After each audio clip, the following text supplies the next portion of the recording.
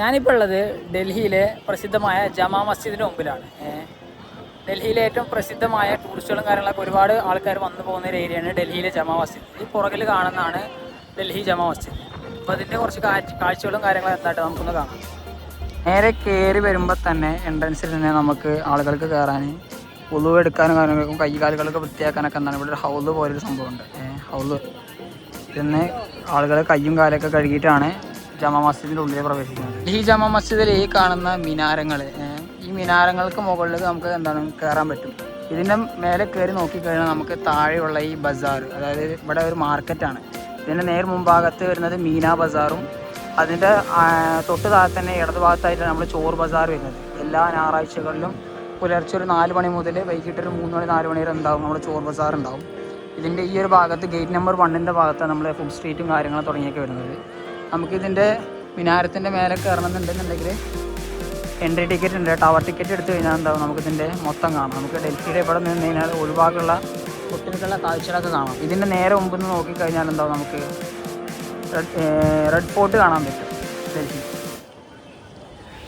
Clock ടവർക്ക് കയറാനുള്ള ticket വരുന്നത് എന്താ ഇവിടെയാണ്, ഇടത് ഭാഗത്തായിട്ടാണ്. ഗേറ്റ് നമ്പർ 1 സൈഡിലെ F സൈഡിലോട്ടാണ് നമുക്ക് എന്താ ടിക്കറ്റ് കൗണ്ട് വരുന്നത്. ഒരാൾക്ക് ഏകദേശം 70 രൂപയാണ് ഇവിടെ കാണിക്കുന്നത്. ടവറിൻ്റെ മേലെ അല്ലെങ്കിൽ മിനാരത്തിൻ്റെ മേലെ കയറാൻ ഏകദേശം 70 രൂപയാണ് ഒരാൾക്ക് ചാർജ് വരുന്നത്.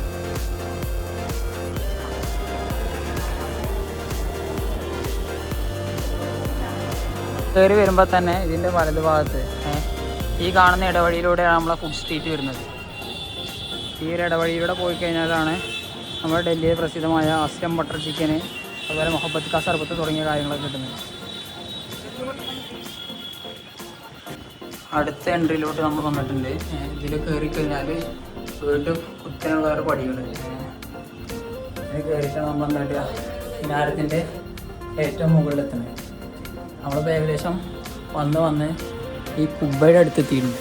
അതാണ് അപ്പോൾ ഇനി നമുക്ക് എന്താക്കണം, ഒരു ക്ലോക്ക് ടവറിൻ്റെ മേലെ കൂടി കയറാം. എന്നിട്ട് നമുക്ക് എന്താണ് ഡൽഹിയുടെ ഒരു ഫുൾ വ്യൂ നമുക്ക് കാണിച്ചു തരാം. നമ്മൾ ഈ കുബ്ബയുടെ അടുത്ത് വന്ന എൻട്രിയുടെ ഇവിടെ ആയിട്ടാണ് നമ്മൾ ടിക്കറ്റ് കൊടുക്കേണ്ടത്. ടിക്കറ്റ് കൊടുത്ത് കഴിഞ്ഞാൽ നമുക്ക് എന്താവും ഒരു ഉള്ളിലോട്ട് പ്രവേശിക്കാൻ പറ്റും.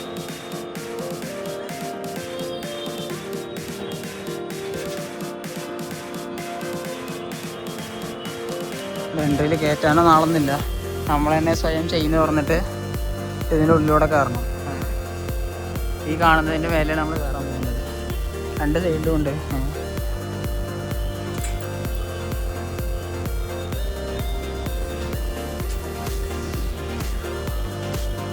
ഇവിടെ ഡൽഹി ജമാ മസ്ജിദിൻ്റെ ഈ കുബ്ബയുടെ മേലെ മിനാരത്തിൻ്റെ മേലെ കയറി കഴിഞ്ഞാൽ നമുക്ക് എന്താവും റെഡ് ഫോർട്ട് കാണാൻ പറ്റും. ഈ കാണുന്നതാണ് റെഡ് ഫോർട്ട്.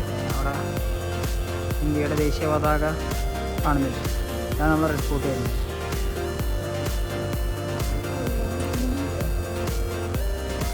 ഇതേപോലെ വളഞ്ഞിട്ടുള്ള സ്റ്റെപ്പിലൂടെ ഇപ്പോൾ നമ്മളെന്താണ് നമ്മളിതിൻ്റെ ഏറ്റവും ടോപ്പിലോട്ട് കയറിക്കൊണ്ടിരിക്കുകയാണ്. നമ്മൾ കയറണോ കാണാം, അതുപോലെ ഒരുപാട് പേര് ഇറങ്ങുന്നത് നമുക്ക് കാണാൻ പറ്റും.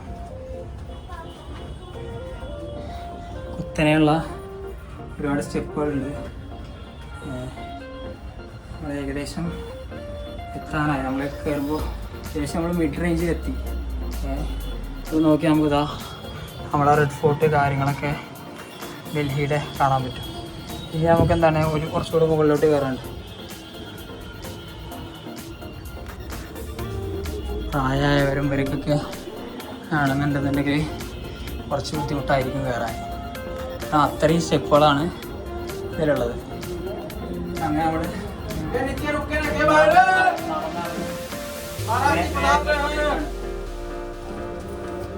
അങ്ങനെ നമ്മൾ നടന്ന് ഏകദേശം ടോപ്പിലെത്തിക്കുകയാണ്. ഒരുപാട് പേര്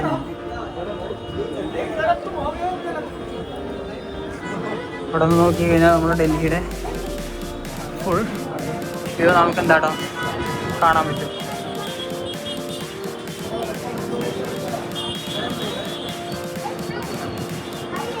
ഈ കാണുന്നതാണ് ഡൽഹി ജമാ മസ്ജിദിൻ്റെ കുബ്ബയുടെ മേലെ കയറിയിട്ടുള്ള വ്യൂ, ടവർ വ്യൂ. ഈ കാണുന്ന നീല ടാർപ്പായകൾ പോലെ കാണുന്നതാണ് നമ്മളെന്താണ് മീന ബസാർ എന്ന് ഞാൻ പറഞ്ഞിട്ടുള്ളത്. അത് അവിടെ ദൂരെ നമുക്ക് എന്താണ് നമ്മളെ റെഡ് ഫോർട്ട് കാണാൻ പറ്റും. ഇത് കാണുന്നതാണ് നമ്മളെ റെഡ് ഫോർട്ട്.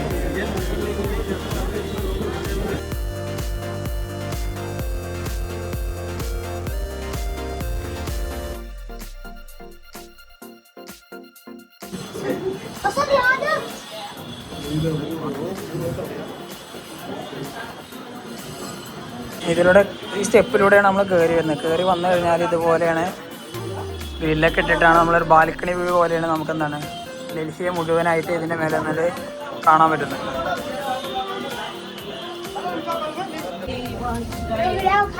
നമ്മൾ കയറുന്നതും ഇറങ്ങുന്നതൊക്കെ ഒരേ വഴിയിലൂടെ തന്നെയാണ്.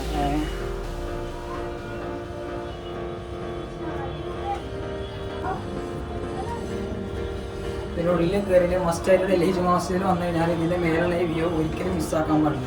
ഇവിടെ മുന്നിൽ നമുക്ക് ഡൽഹിയിലെ അതിഭയങ്കരമായ അത്രയും നല്ല വ്യൂ നമുക്ക് കാണാൻ പറ്റും. അപ്പോൾ അതൊരിക്കലും അത് മിസ് ചെയ്ത് മസ്റ്റായിട്ട് കയറുന്നത്. നമ്മുടെ ഡൽഹി ജമാ മസ്ജിദിൻ്റെ ഇതുപോലെ ഈ ഗേറ്റ് നമ്പർ 2 ഈ ഒരു കോർണറിൽ കാണുന്ന ഈ ഒരു കുബ്ബ പോലെ കണ്ടില്ലേ, ഇവിടെ നമ്മുടെ നബി സല്ലല്ലാഹു അലൈഹി വസല്ലം തങ്ങളുടെ തിരുശേഷിപ്പുകളും കാര്യങ്ങളൊക്കെ സൂക്ഷിച്ചിട്ടുണ്ടെന്ന് പറയപ്പെട്ടിട്ടുണ്ട്. ഈ കാണുന്നതാണ് അത്. നമ്മളവിടെ വില്ലൊക്കെ ഇട്ടിട്ട് ഏകദേശം അടച്ചിരിക്കുകയാണ്. അവിടെ നമുക്ക് എല്ലാവർക്കും എപ്പോഴും അതിൻ്റെ ഉള്ളിലോട്ട് എൻട്രി കിട്ടിക്കൊള്ളണമെന്നില്ല. നമ്മുടെ മറ്റേ ടൂറിസ്റ്റ് പാക്കേജ് അതുപോലെ സിയാറത്തിൻ്റെ ഒക്കെ പാക്കേജുകൾ വരുന്ന ഒരുപാട് ആളുകൾ ഉണ്ടാകുമ്പോൾ അവരുടെ കീഴിൽ അതിൻ്റെ ഉള്ളിലോട്ട് പ്രവേശിക്കാൻ പറ്റുന്ന സന്ദർഭങ്ങൾ ഉണ്ടാവാറുണ്ട്.